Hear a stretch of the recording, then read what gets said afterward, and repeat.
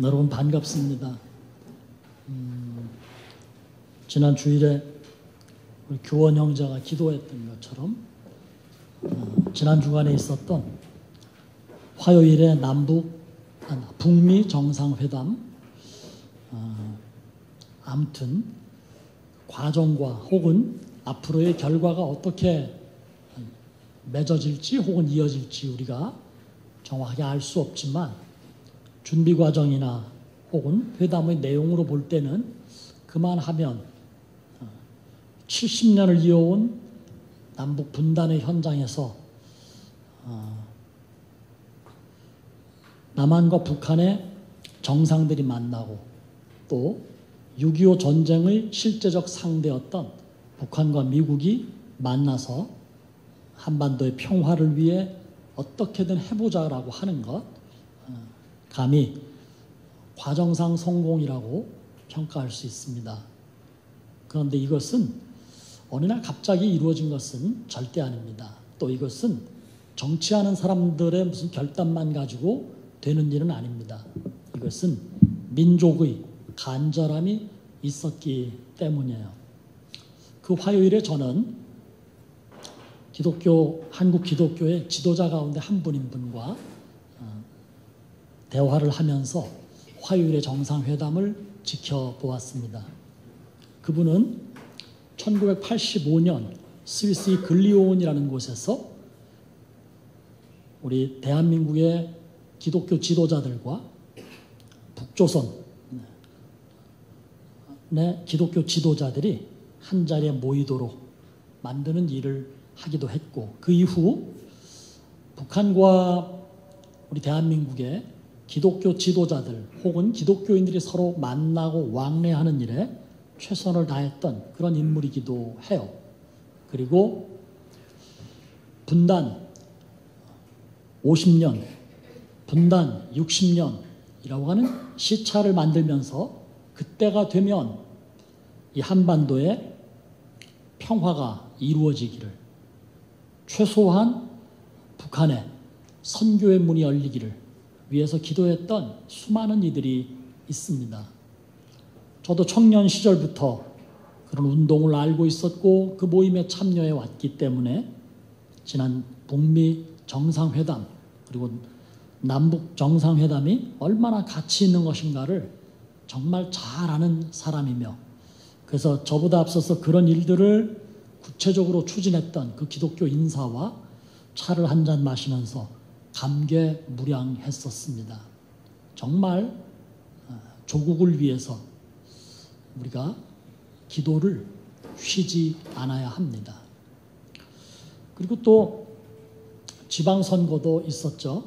저는 여당이든 야당이든 혹은 무슨 당이든 제 마음에는 지지하는 당도 있고 지지하는 사람도 있지만, 그래도 작지만 교회의 공인이기 때문에 어느 당 혹은 어느 편을 제가 편가름을 하거나 혹은 일방적으로 어느 편을 들 기본적인 생각은 없습니다.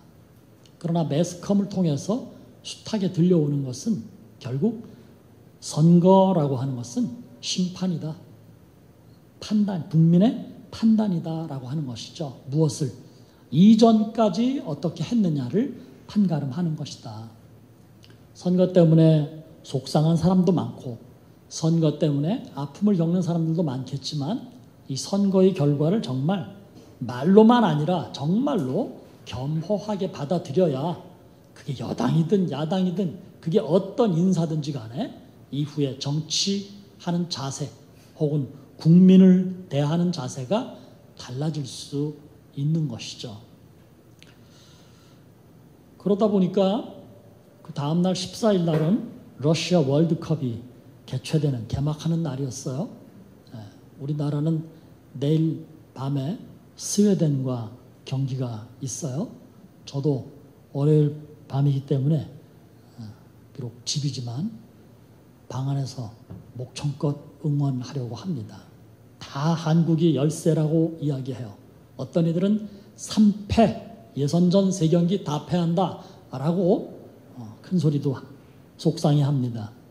그런데 2002년에 한국이 월드컵 4강에 올라갔을 때도 한국이 4강에 올라갈 실력이라고 이야기한 사람은 한 명도 없었어요.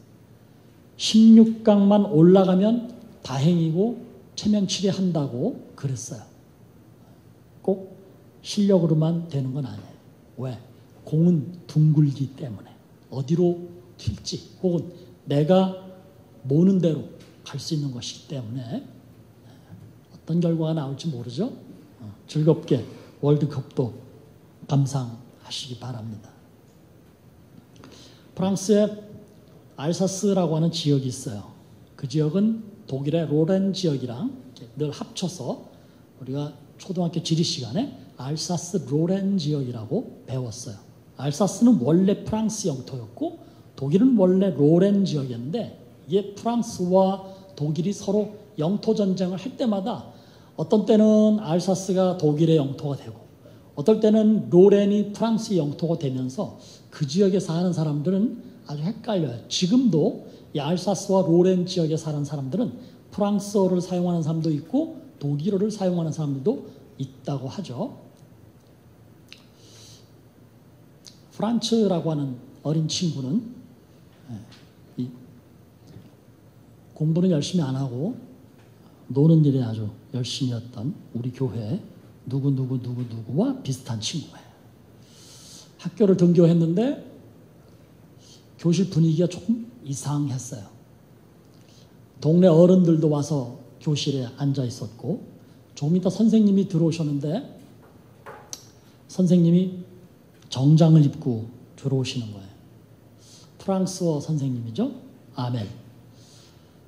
무거운 분위기 속에 수업이 시작이 됐는데 선생님이 먼저 이야기하는 것은 이런 얘기였어요. 얘들아, 베를린에서 명령이 내려왔단다.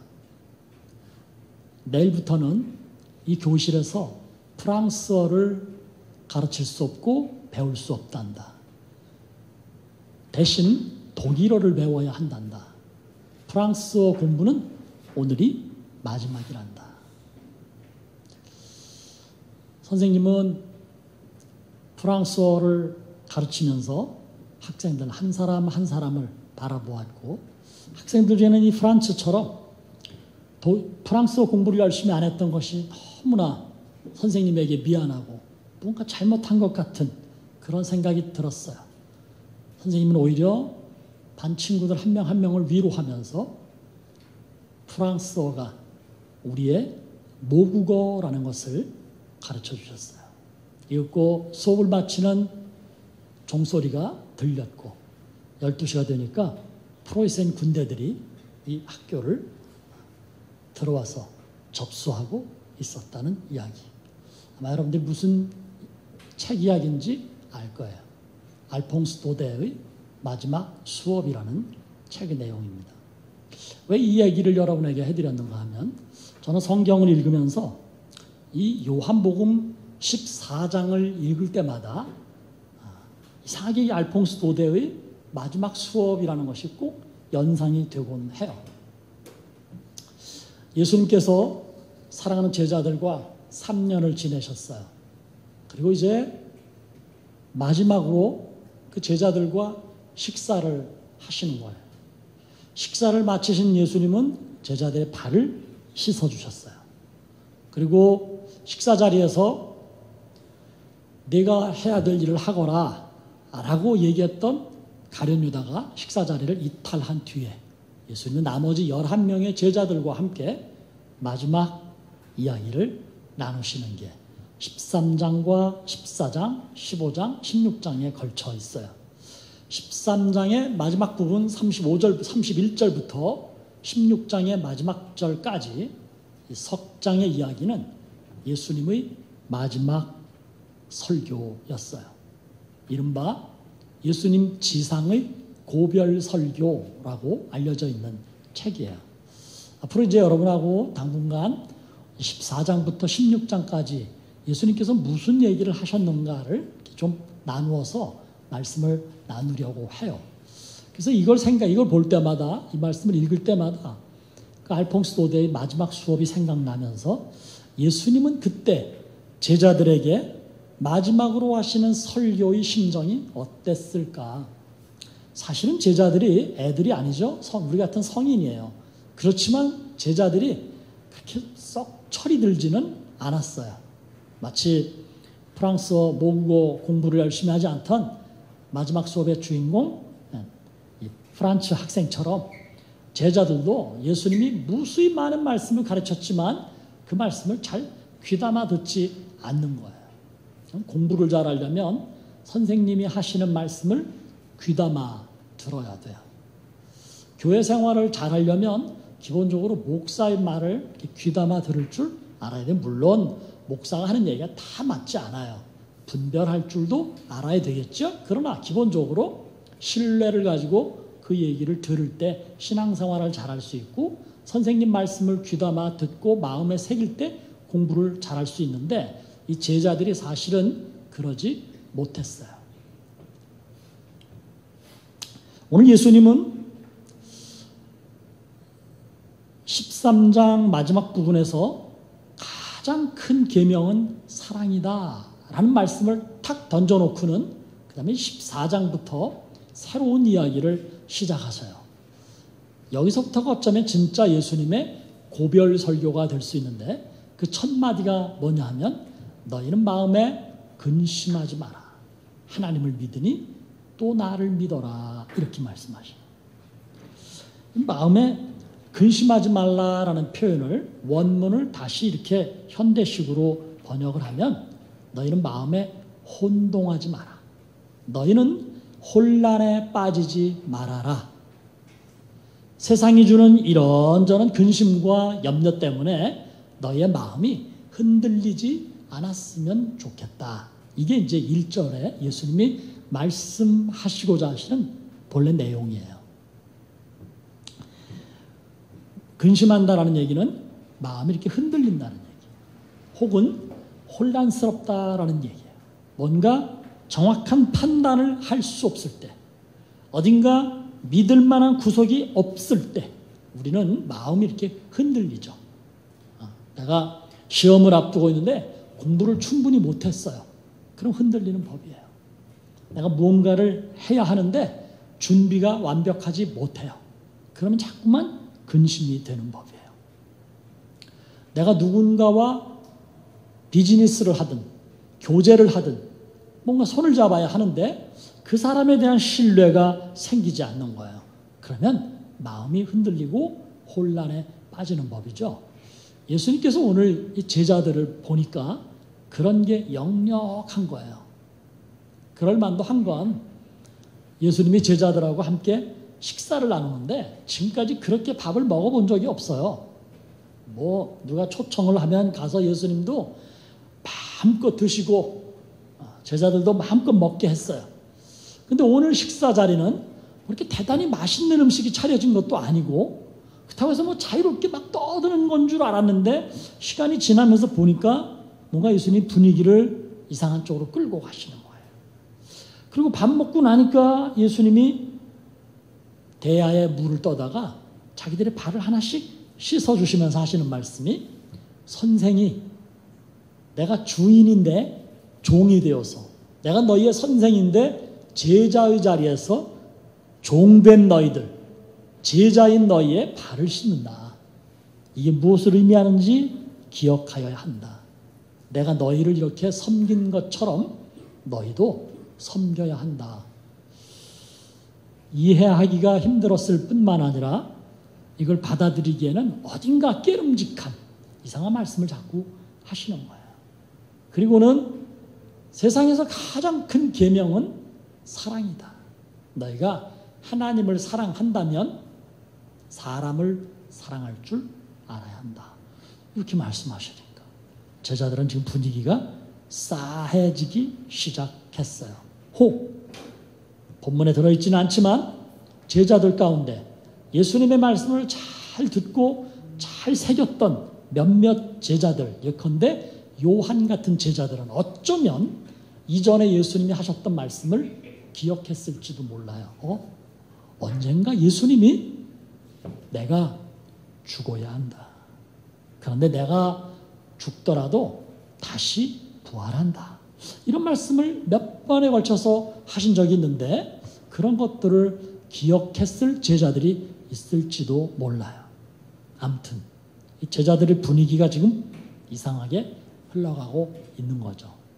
예수님이 정말 우리와 이별을 하는가? 예수님이 정말 우리 곁을 떠나는가? 그럼 우리는 예수님이 없이 이 세상에서 어찌 살아갈 수 있을까? 예수님 때문에, 예수님을 따른다는 이유 때문에 숱한 유대인들에게 따돌림 당하거나 유대 사회에서 이질적인 존재 취급을 받았던 우리인데, 그렇다면 우리의 선생이신, 우리 식으로 말하면 우리의 대장이신 예수님이 안 계시면 나는 어떻게 살 것인가? 베드로 같은 사람들은 그 형제도 여러 있지만 원래 갈릴리 호수에서 고기를 잡던 사람이잖아요. 그런데 성경에 의하면 베드로가 예수님을 만난 그 첫 자리에서 나를 따르라, 사람 낚는 어부가 되어라 라는 이 한 말씀에 배도 그물도 심지어 가족도 팽겨치고 예수님을 따랐다라고 말씀해요. 그럼 예수님을 따르기 위해서 그때까지 삶의 기준이 되었던 그 모든 것들을 다 버리고 예수님을 따른 제자들은 예수님이 없는 세상에서 무엇을 하며 어떻게 살 것인가 근심하, 염려가 들기 시작한 것이죠. 표대를 잃어버린 인생이 될 수 있기 때문이죠. 이런 제자들을 향해서 예수님이 마지막으로 하는 설교의 첫 일성, 첫 마디가 너희는 마음에 근심하지 말라. 세상의 이런저런 생각과 사건으로 인해서 너희 마음에 혼란이 들지 않고 헷갈리지 않고 너희가 근심하지 말아라. 왜냐하면 그것들을 바라볼 게 아니라 하나님을 믿듯이 나를 믿어야 하기 때문이다. 이렇게 말씀을 시작하셨어요. 그럼 마음이라는 게 뭐예요? 마음은 눈에 보이지 않죠. 누가 마음을 본 사람이 있어요? 아무도 없어요.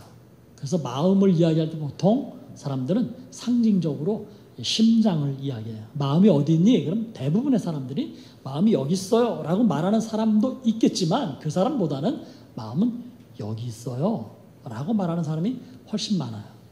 그래서 서양에서는 마음을 표현할 때 심장을 표현하는 하트를 그리죠.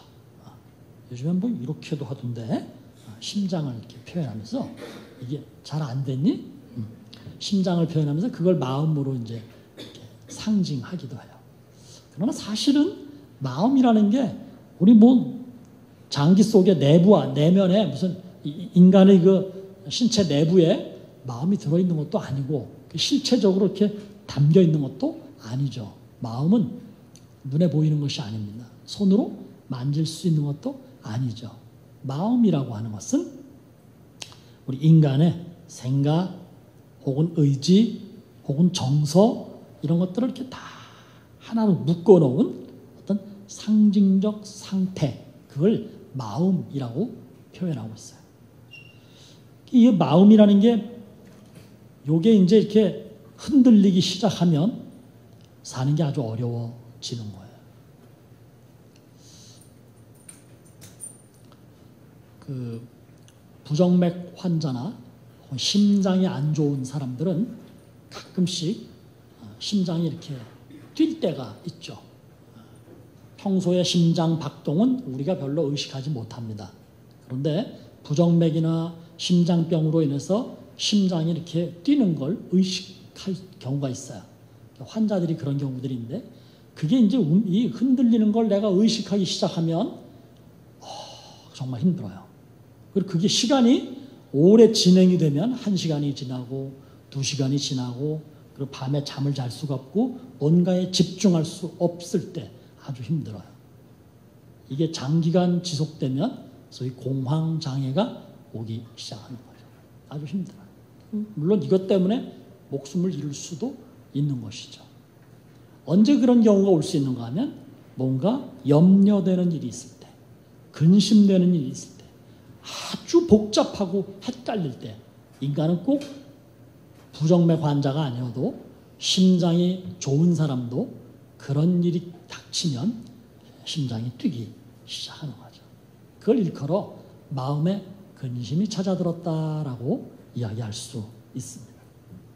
그런데 예수님은 그럴 수 있는 제자들을 향해서 어쩌면 지금 이미 심장이 뛰기 시작한 제자들일지도 모르는데 그런 이들을 향하여 하신 말씀이 마음에 근심하지 말라. 왜냐하면 너희가 하나님을 믿고 있으며 그다음에 또 나를 믿는다면 마음에 근심할 일이 없단다라고 말씀을 하셨어요. 예수님은 하나님을 믿으니 또 나를 믿으라라고 말씀하시면서 당신에 대한 믿음을 강조하셨어요. 그럼 예수님이 누구세요? 가장 기본적인 질문이죠. 예수님은 하나님과 사람 사이에 관계가 무너진 죄의 상태에 있는 인간을 위해서 이 땅에 오신 분이 예수님이세요. 그분은 오셔서 하나님과 우리 사이를 연결해 주셨어요. 그 연결을 위해서 이 땅에 오셨고 그 연결은 바로 십자가를 통해서 연결을 해 주신 것이죠. 예수님의 죽음이라고 하는 것은 나와 하나님 사이를 연결시킨 것이고요. 예수님의 다시 사심이라고 하는 것은 내가 하나님과의 관계가 회복된 영적 존재가 되었기 때문에 이제 나는 하나님과 더불어 영원히 살 수 있다라고 하는 영생을 확증해 주는 것. 그게 바로 예수님의 부활 사건이에요. 그런데 오늘 예수님은 십자가와 부활을 앞에 두고 무슨 말씀을 하시는가 하면 내가 너희를 떠나는데 완전히 떠나는 게 아니다 라는 떠나는 이야기를 먼저 하시는 거예요. 실제로 예수님은 부활하신 후에 40일 있다가 승천을 하시죠. 예수님 말씀하신 거예요. 내가 너희를 떠나지만 너희 곁에 내가 없지만 그 이유는 너희가 이 다음에 하나님의 나라에서 하나님과 함께 영원히 거할 거처를 마련하기 위해서 내가 먼저 가는 것이다 라고 말씀을 하십니다. 즉 예수님은 제자들에게 내가 너희와 함께 있는 것도 의미가 있지만 이제는 내가 너희와 잠시 떠나 있어야 한다. 너희에게는 나의 한자로 부재, 안일제자에 안일부자에 있을제자, 그러니까 없는 상태. 나의 부재가 너희에게는 근심이나 걱정이나 혼란스러움이 아니라 나의 부재로 인해서 너희가 좀 더 큰 믿음을 가지기를 원한다. 왜냐하면 나는 너희를 완전히 떠나는 것이 아니라 오히려 너희와 영원히 거하기 위해 너희가 있을 거처를 예비하는 것. 그게 지금 내가 너희를 떠나는 이유다. 이렇게 말씀을 하시는 거예요. 그러면서 예수님이 도마와 몇 마디를 주고받다가 하신 말씀이 오늘 본문 6절 말씀인데 여러분 성경을 펴놓았으면 6절 말씀을 저와 같이 한번 읽어보겠습니다. 함께 봅니다. 예수께서 이르시되 내가 곧 길이요 진리요 생명이니 나로 말미암지 않고는 아버지께로 올 자가 없느니라. 아주 유명한 말씀이에요. 예수님이 내가 곧 길이요 진리요 생명이다. 3단으로 예수님 당신이 누군가를 말씀하셨어요. I am a way. 나는 길이다. 예수님 자신이 길이라고 말씀하시는 것이죠. 이 앞에서 예수님은 믿음을 말씀하셨는데 너희가 나를 믿는다면 근심하지 말라라고 말씀하시면서 내가 누군가 하면 길이다. 어디로 가는 길? 아버지께, 즉 하나님께로 갈 수 있는 길이다라고 말씀하셨어요. 세상에 길이 많죠. 길이 없이는 인간이 살 수 없어요. 인간은요, 살기 위해서는 필요한 게 많이 있는데 그 중에 하나가 뭐냐면 바로 길이에요. 함께 살기 위해서는 더더욱 길이 필요하고 설령 혼자 산다 하더라도 길이 있어야 돼요. 무엇을 하기 위해서는, 어디를 가기 위해서는, 뭔가를 구하기 위해서는 반드시 길을 만들어야 하고 그 길을 통해서 가야 되는 것이죠. 길은 사람이 사람에게 가기 위해서만 필요한 것은 아니죠. 길은 즐기기 위해서도 길은 필요해요. 제주도를 가보신 분들은 한 20여 년 전부터 만들어진 올레길이라는 것을 걸어보셨을 거예요. 제가 사는 강화도에도 나들길이라는 길이 있어요. 그 구역을 정해서 도보로 여행하는 사람들을 위해서 만들어 놓은 길들이에요. 웬만한 지역엔 이제 그런 그 지역만의 길들이 다 있어요. 관광 상품화 한 것이죠. 길은 사람이 사람에게 가기 위해서, 혹은 사람과 사람이 어울리기 위해서, 심지어는 나 혼자 볼일을 위해서, 혹은 나 혼자 즐기기 위해서도 길은 꼭 필요한 것이었죠. 그런데 예수님이 내가 바로 길이다 이렇게 말씀하시는 거예요.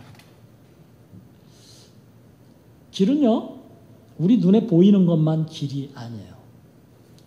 사람과 사람 사이에는 몸이 움직이는 길만 있는 게 아니라 마음을 주고받는 길도 있어요.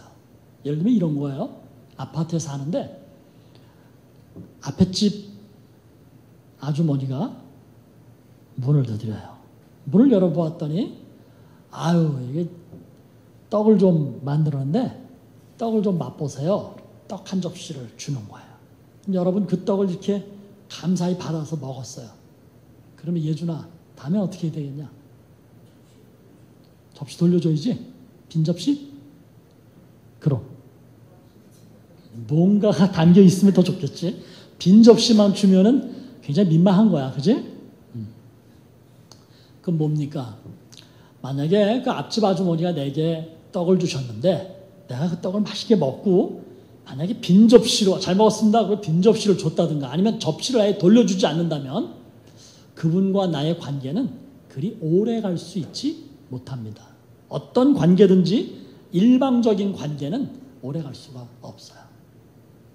뭐 주는 받는 대로 보답은 못한다고 하더라도 서로 보답해. 그리고 내가 당신이 내게 베푼 친절, 당신이 내게 베푼 선행, 당신이 내게 가지고 있는 선의 제가 기억하고 있습니다. 를 어떤 형태로든 표현해 줄 때 이 관계는 유지될 수 있는 거예요. 이건 마음의 길이죠. 눈에 보이는 길이 아니지만 사람과 사람 사이의 교제를 위한 길이 꼭 필요한 것이죠. 인간관계의 길입니다. 하나님과 사람 사이에 원래 길이 있었어요.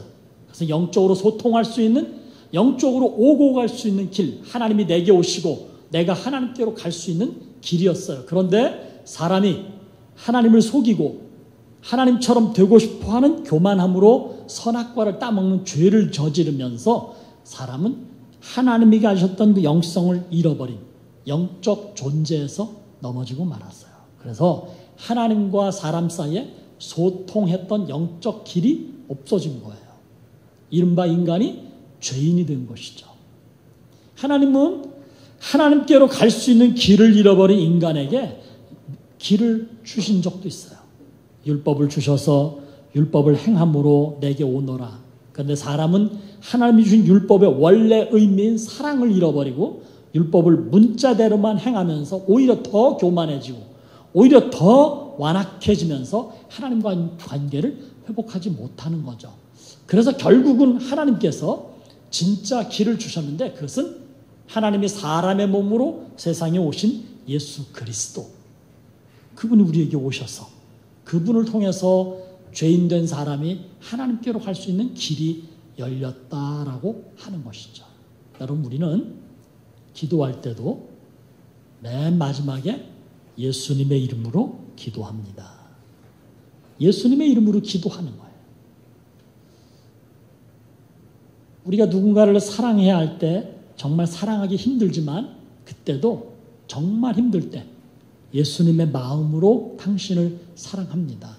그리고 그 마음을 품으려고 무던히 노력하는 것이죠. 이게 바로 예수님이 내가 너희를 위한 길이다 라고 말씀하신 그 길의 내용이에요. 예수님께서 우리에게 가르쳐 주신 최고의 길, 그건 무엇일까? 어른들도 계시지만 한번 따라해 보겠습니다. 십자가의 길.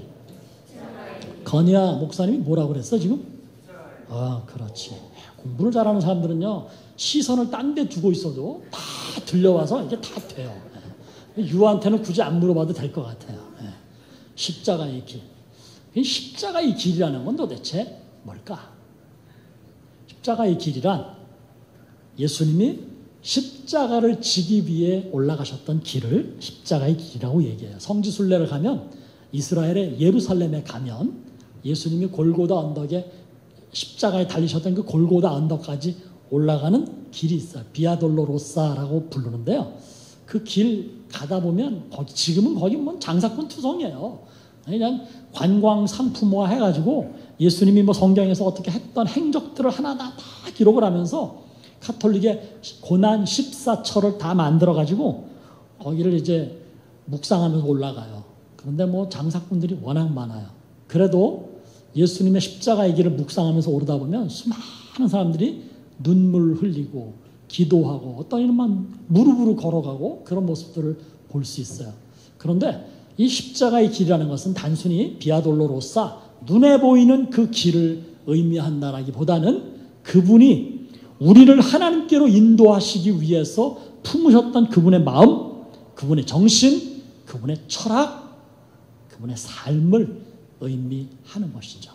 성경은 예수님께서 우리 인간에게 가르치셨던 예수님의 가르침, 그분이 우리에게 정말 보이시려 했던 십자가의 길, 그것을 무엇으로 표현하는가 하면 사랑이라는 것으로 표현해요. 지난주에 사랑의 향연을 여러분에게 말씀드리면서 읽었던 요한복음 13장 31절에서 35절 사이 말씀. 가장 큰 계명은 사랑이다. 이 사랑의 완성을 위해서 그분은 십자가를 지셨던 것이죠. 사랑하는 성도 여러분, 그분은 우리에게 이 길을 남겨주셨어요. 내가 너희를 위해서 이 십자가의 길을 걸었단다.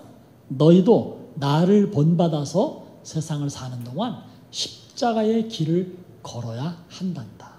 그렇다고 해서요, 매맞고 고문당하고 재판받고 그걸 꼭 십자가의 길이라고 이야기하는 것은 아니에요. 그건 예수님이 이미 다 행하셨어요. 남은 것은 우리에게 너희도 그렇게 고난받아라는 얘기를 하시는 것이 아니라 너희도 내가 고난을 받으면서 너희에게 가르쳤거나 고난 속에서 너희에게 이루어 주었던 나의 사랑의 정신을 너희도 행하여라. 이것이죠. 사랑하는 성도 여러분, 앞으로 우리는 이제 이 십자가의 길 혹은 예수 그리스도의 사랑의 정신 수없이 듣기도 했고 앞으로도 들을 터인데 오늘 여러분들에게 전하고 싶은 딱 한마디. 우리 세상을 살면서 예수님이 가르치고 보이셨던 사랑의 정신으로 살아야 합니다. 사랑이라고 하는 것은 반드시 누군가에게 뭘 주거나 누군가의 무슨 좋은 선심, 선의, 선행 이것만 사랑이라고 얘기할 수 없어요. 우리가 선심을 갖고 선행을 행하고 선의를 전하려면 좋은 관계를 항상 유지해야 되는 거예요. 그런데 세상살이는 좋은 관계만 유지되지 않습니다. 싸움도 가끔 하거든요. 친한 친구하고도 싸울 수 있는 거예요. 가족 간에도 갈등이 생기는 거예요. 사업 파트너와도 마음이 안 맞을 수 있는 거예요. 얼마든지 그럴 수 있는 거예요. 교회 안에서도 교인들끼리도 마음이 서로 깨어질 수 있는 거예요. 그렇게 목사님을 내가 믿었는데 아유 목사님이 내게 그런 상처를 주시다니. 네, 그럴 수 있어요. 내가 정말 그렇게 믿고 있었는데 의지했었는데 이게 아니구나. 얼마든지 그럴 수 있는 거예요. 그럴 수 있는데 그런 일이 벌어질 수 있는데 그럼에도 불구하고 그걸 품는 걸 예수님은 사랑이라고 말씀하셨어요. 그래서 사랑이라는 거는요. 가정을 잘 세워가는 게 사랑이에요. 사랑은요. 직장에서 성실하게 살아가는 게 사랑이에요. 사랑은요. 내가 뭔가를 하고 있는 일 이걸 잘 이루기 위해서 끊임없이 노력하는 걸 사랑이라고 얘기할 수 있어요. 학교에서 공부를 열심히 하는 것도 사랑을 위한 길이에요. 학교에서 친구와 함께 잘 사귀며 살아가는 것도 사랑의 길이에요. 교회를 온전히 세워가기 위해서 그게 크든 작든 내가 할 수 있는 최선을 다해서 헌신하고 희생하는 것 이것도 사랑이에요. 사람과의 관계를 회복하기 위해서 내가 더 낮아지거나 내가 더 희생하는 것 그건 아주 큰 사랑이 되는 거죠. 여러분 예수님은 십자가를 지시면서 우리의 죄를 용서해 주셨어요. 그런데 그분이 그 십자가 사건을 앞에 두고 뭐라고 말씀하셨는가 하면 내가 길이다. 너희는 내가 깔아놓은 길 혹은 내가 갔던 그 길, 내가 행했던 행위 그걸 따라와야 된다. 그걸 흉내내야 한다. 그대로 해야 한다라고 말씀하시는 거예요. 왜? 그 길이 바로 하나님께로 갈 수 있는 길이기 때문이죠. 오늘 이 땅에 살아가고 있는 우리들, 학생도 있고 뭐 선생님도 계시고 직장인도 있고 사업가도 있어요. 가정주부도 있어요. 우리가 발을 딛고 있는 이 삶의 자리에서 나 외에 누군가와의 관계를 자꾸 회복하기 위해서 내가 스스로 낮아지거나 혹은 그를 높이거나 혹은 내 것을 희생하거나 혹은 조금 더 넓은 마음으로 품을 수 있는 것, 그걸 예수님은 사랑이라고 말씀하셨고 궁극적으로는 그것이 그분이 가셨던 십자가의 길이에요. 내가 길이라고 말씀하신 주님, 그 길로 오라고 말씀하시는 주님, 여러분 각자를 향해서 내가 가는 이 길 너희도 오너라 말씀하시니까 여러분도 어떻게 사는 것이 예수님이 가신 십자가의 길을 따르는 것일까 묵상하고 고민하고 가끔은 가슴도 좀 쳐보고 가끔은 발버둥도 쳐보고 가끔은 깊이 괴롭기도 하고 때로는 울기도 하고, 그러나 끝내는 사람과의 관계를 자꾸 회복시키고 그것이 하나님이 기뻐하시는 것임을 알아서 최선을 다해 그 길에 서 있는 저와 우리 나무 가족들이 되기를 주님의 이름으로 축복합니다. 기도합시다.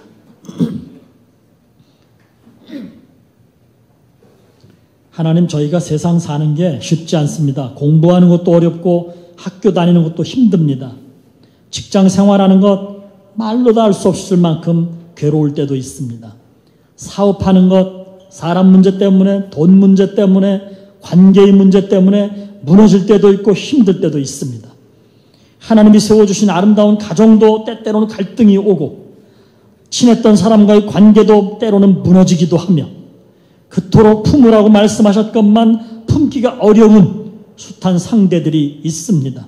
때로는 누군가의 말조차 건넬 수 없고 상담조차 할 수 없으며 마음을 보이기도 힘든 나만의 고민과 아픔 때문에 사는 것이 힘듭니다.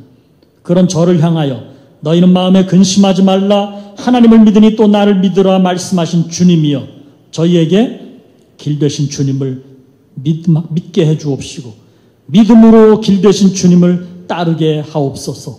힘들지만 우리 안에서 주님이 보이셨던 겸손과 섬김, 희생과 사랑을 자꾸 흉내내게 해주시고 그 길을 따르기 위해서 자꾸 낮아지게 해주시고 그 길을 따르기 위해서 자꾸 다른 일을 높일 줄 알게 하시며 그 길을 따르기 위해서 내 것을 희생할 줄 아는 하나님의 사람들로 저희를 다듬어 주옵소서. 예수님의 이름으로 기도드립니다. 아멘.